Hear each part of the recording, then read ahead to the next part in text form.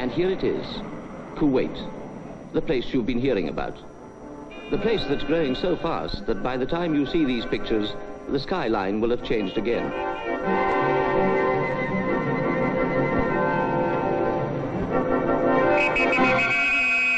Let's take a close-up on Kuwait.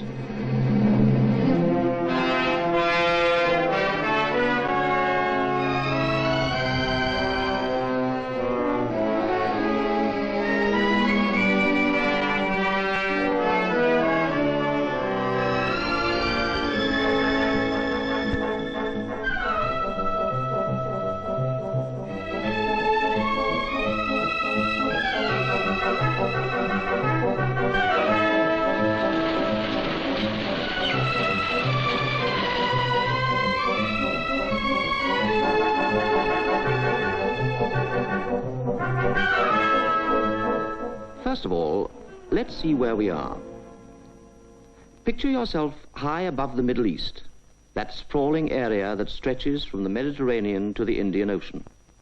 Once, it was all the known world, and at its center, the plain of the two great rivers, Tigris and Euphrates, the cradle of Western civilization.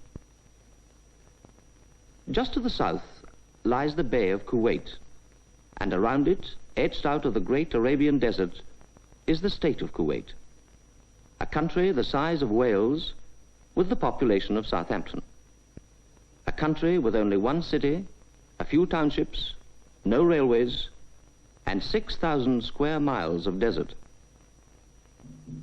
But underneath the sand lies treasure, the greatest treasure known to the modern age. This little country of Kuwait ranks fourth in the world among the oil-producing nations, surpassed only by the United States, by Venezuela, and the Soviet Union. And the riches from all these far distances come back to Kuwait in manufactured goods. Motor cars and razor blades, aircraft and chocolates, furniture and tennis rackets, frozen foods and feather dusters, cameras and candelabra, microscopes and magazines, timber, steel, and string.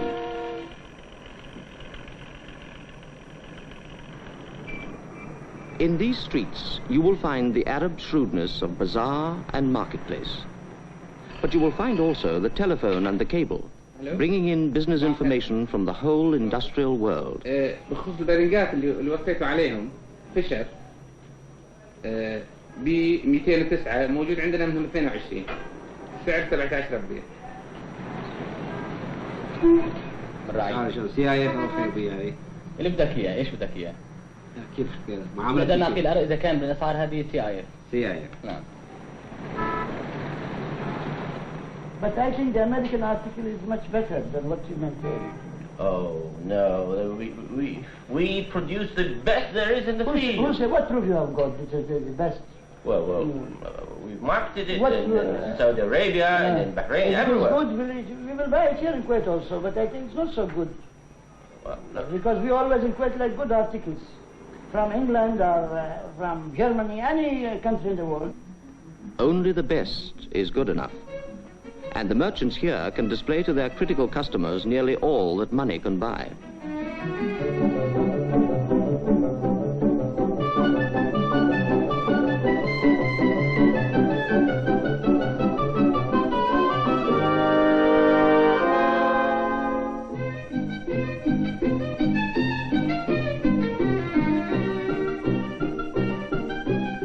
Kuwait today is cantilevered and air-conditioned.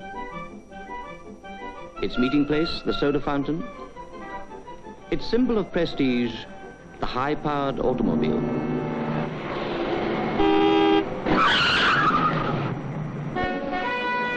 Look more closely and you will find another side to Kuwait.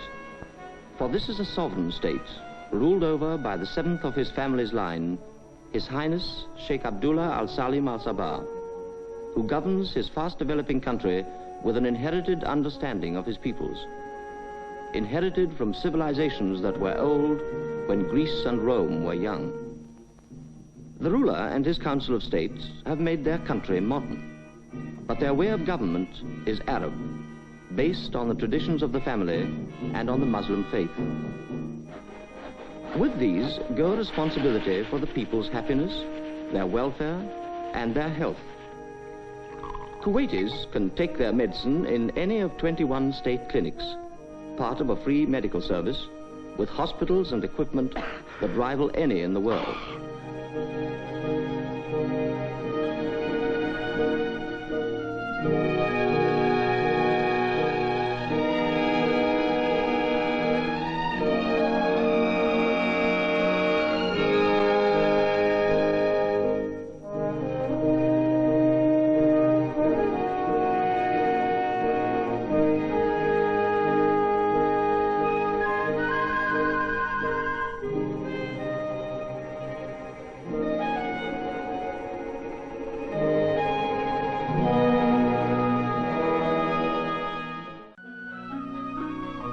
$40,000 school children at school every day means 40,000 healthy appetites.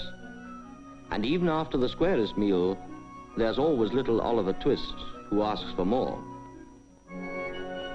The children's food problem is tackled with imagination. One huge central kitchen in the middle of the city provides midday meals for the pupils of over 50 schools.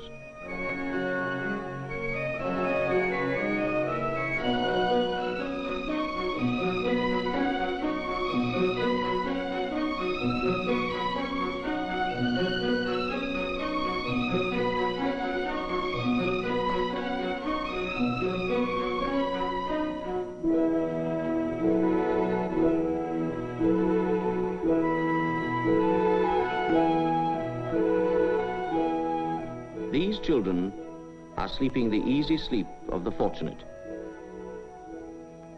But not all the children of Kuwait start with their advantages. This place is called Mahad Anur, the House of Light. Here the deaf may learn to speak.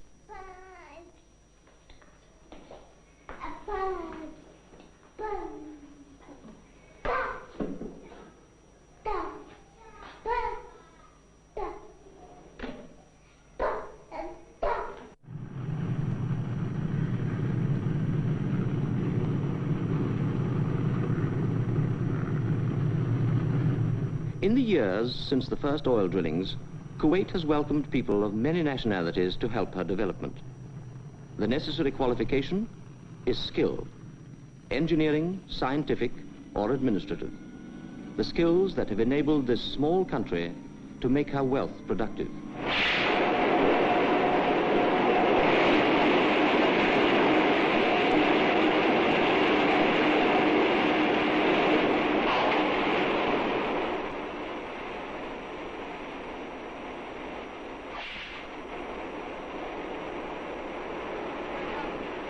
And the people of Kuwait have matched it with their own ability to learn, and to learn quickly.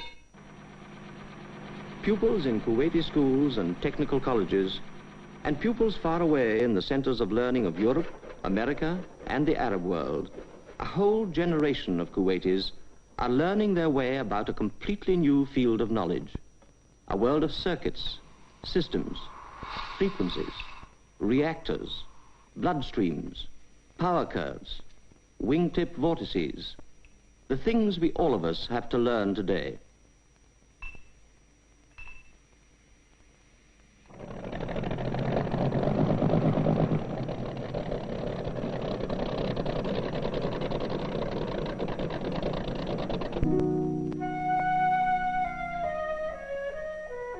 Once, the Arabs were the teachers of the world, its outstanding chemists, doctors, geographers.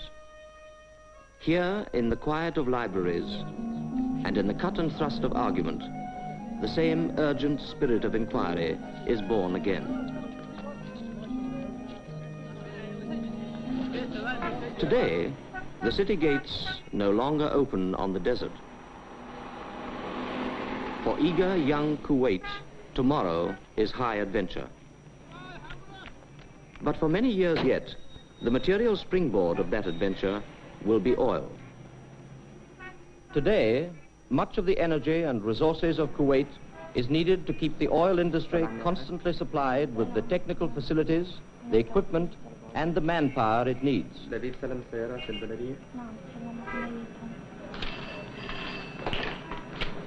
Hello? Oh, hello, Arthur. How are you? You're short of pipes? Oh, okay, I'll send you. How many? 40 numbers, 3-inch. Okay. Last year, £7 million worth of orders were placed by the oil industry in the town. And the resources of Kuwait have had to be equal to it. To swell the labor force, thousands of workers come from neighboring countries to join the ranks of Kuwaitis in regular employment. Kuwait is a country of desert. Without help, very little grows. Sometimes in the summer, nature can be seen at its most unrelenting. The wind from the north, the Shammoh, can blow the fine dry sand at storm force. But nature has a way of evening things out. For below the sand, the oil reservoirs contain vast quantities of natural gas. As a source of energy, natural gas is invaluable. It generates electricity for Kuwait's industries.